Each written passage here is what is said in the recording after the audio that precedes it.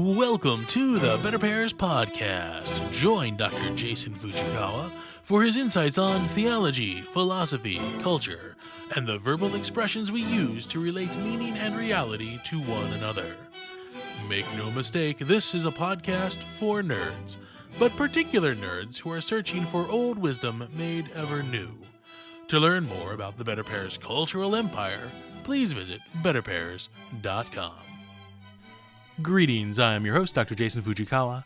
This episode considers the Hellenic origin of the word comedy, and considers both the analysis of Aristotle and the witness of John's Gospel. The origin of the episode was my 40-page undergraduate thesis, which has now been consolidated to less than 1,000 words. Unlike that thesis, the ensuing analysis does consider more the non-extant Greek comedies, which, despite their no longer existing, does provide a fuller lens with which to ponder St. John the Evangelist's diction and account of Jesus' ministry. On the whole, this is certainly another episode that Big Lexi, the lexicography cartel, does not want you to hear nor enjoy. If you do enjoy this production, I ask also that you like the episode, subscribe to the podcast if you have not already, and leave us a message in the comments. Your likes and subscriptions and comments truly help us reach a wider audience. To receive the transcript of each episode and be the first to learn of Better Pairs announcements, please sign up to our newsletter at the bottom of the page at betterpairs.com. To view all the podcast episodes arranged by season, episode number, and topic, head over to betterpairs.com/schedule. Each episode on the list is hyperlinked to assist you with sharing a particular insight with friends and family. On the topic of patronage, earlier this week, Better Pairs announced a prayer campaign seeking the intercession of the Blessed Virgin Mary. Head on over to betterpairs.com/memorare to support the labor and fruit of Better Pairs and grow closer to your mother in heaven. Finally, the Better Pairs podcast is offered free through the wonder of the internet, but made possible through the continued contributions of our listener audience. This year, we announced our new crowdfunding program, Better Pairs Leaves. The program is simple and, some might say, elegant in design. Contribute $12 or more each month to Better Pairs and receive a thank you gold back in the mail. It is like a Patreon, but with fractional physical gold instead of behind the scenes and blooper reels. If you have been listening to the Better Pairs podcast or the Confederal Reserve for some time and recognize that the ideas shared stand out from the other offerings of the internet, are worth sharing, and are worthy of your support, this community-driven contribution program is for you. As an additional thank you to our contributors, each month from July to December 2024, one lucky supporter will receive a free Better Pairs mug of his or her choice from the Better Pairs market, in addition to the monthly goldback. To learn more, contribute, and read official rules, visit betterpairs.com/giveaway.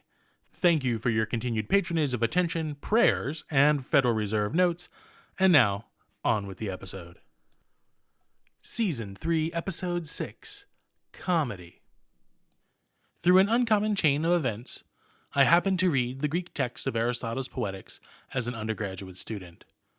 As the critical apparatus of the text reveals, the ancient witnesses of the work have been received only in fragments. What we read today in translation is more a patchwork of lecture notes than a translator is likely to admit. The ancient source fragments are relatively few compared to the many Greek ancient textual witnesses recovered from the four Gospels, which will be addressed later in this episode. Aristotle's Poetics is focused primarily on the form of making, doing, or poesis that we know as drama, and specifically tragic drama, for which he assigns the play of Oedipus, as portrayed by Sophocles, as the paradigmatic example. Comedy, what some consider the second half or other half of the dramatic arts, is reserved by Aristotle to an additional treatment which was either never recorded or simply lost to the passage of time. In the text of the Poetics that we do have, the philosopher does indeed offer a brief explanation for the etymological roots of comedy. He remarks that the early Greek comedians produced plays considered too distasteful for the city, πόλις, and so had to remove themselves to the countryside and wander surrounding unwalled villages known as comedies. Their itinerant plays became known as comedies, from this association with their venue. Comedians prior to Aristotle, and those contemporary to him, took two forms, both of which led to their dismissal from the urbane establishments. On the one hand, there were the lewd comedians who traded in vulgarities and lascivious spectacles unfit for polite society. On the other hand, there were those comedians such as Aristophanes, who programmatically critiqued the corruption and complacency of the political establishment, and whose 11 extant satirical plays, such as The Clouds, The Wasps, and Lysistrata, were condemnatory of social norms. In his analysis of tragedy, Aristotle identifies the dynamism at play with the emotions of pity and fear. We pity the downfall of Oedipus wrought unknowingly by the actions he alone sets into motion, and yet we also fear that this same downfall may one day be our fate as well. On the whole, tragedy is associated with the irascible appetites or passions, that is, how we address perceived evils, whether present or impending. Comedy, in contrast, is associated with the concupiscible appetite and passions, specifically in addressing perceived goods which are desired, loved, and enjoyed, both in an ordered and disordered manner. Whereas the lewd and no longer extant comedies of ancient Greek Athens focused on lascivious spectacle and gluttonous delights without moral reflection, the more circumspect comedian, such as Aristophanes, shines a light, as his name suggests, on the complacency of the aristocracy to settle for present goods, largely serving themselves, instead of striving for and suffering for what should be. Such political pragmatism, hindered under the horizon of their baser desires, served to constrict the limits of what good they sought to accomplish, receding from nation to tribe, from tribe to family, and from family to an isolated self. Comedy, in its form as satire and criticism of corruption and complacency, more directly requires confrontation with our concupiscence as disordered desire, similar to tragedy confronting us with irascible fear and corresponding pity.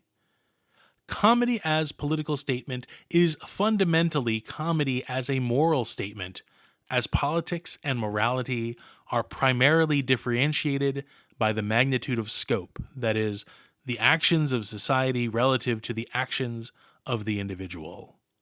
If certain operations of the political regime are morally illegitimate, for example in the collection of taxes, persecution of dissidents, or the devaluation of currency, can the individual participate as an agent of the regime even if the overall end of the regime is a perceived good, absolute or relative to probable alternatives?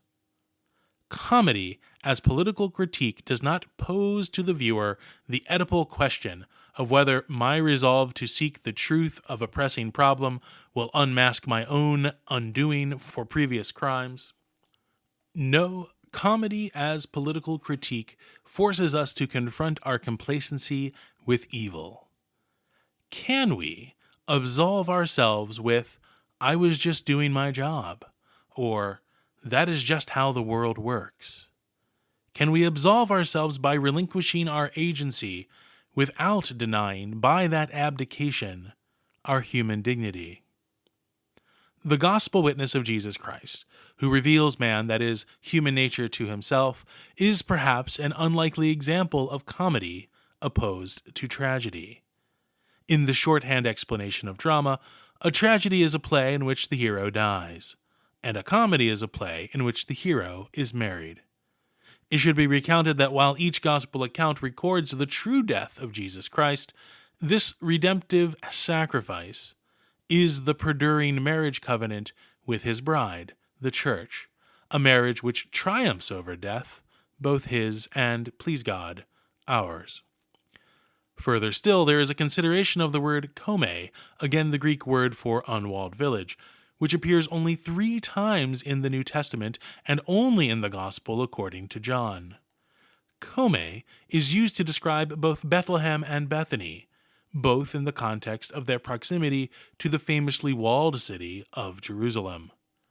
Jesus in St. John's account is unwelcome in the holy city. He is charged with lewd behavior, dining with tax collectors and sinners, and questioning the established norms and operations of the Pharisees and Sadducees, for example, by healing on the Sabbath. Jesus is a comedian in both ancient senses, but with a twist. Jesus holds profane table fellowship as the sacred high priest restoring rightful sons and daughters. Jesus upends the religious establishment as well as the tables of the money changers as the one who established the heavens and the earth, and gives Caesar and Herod their thrones. The great theodrama upon which human history hinges is not a tragedy ending in death, espousing fear and pity, but rather a comedy in which the bridegroom pursues his bride to the gates of Hades, and unlike Orpheus, returns with her. He saves her, heals her, cleanses her of all defilement. The comedic becomes cosmic cosmetic. All hail the King of Kings of Comedy.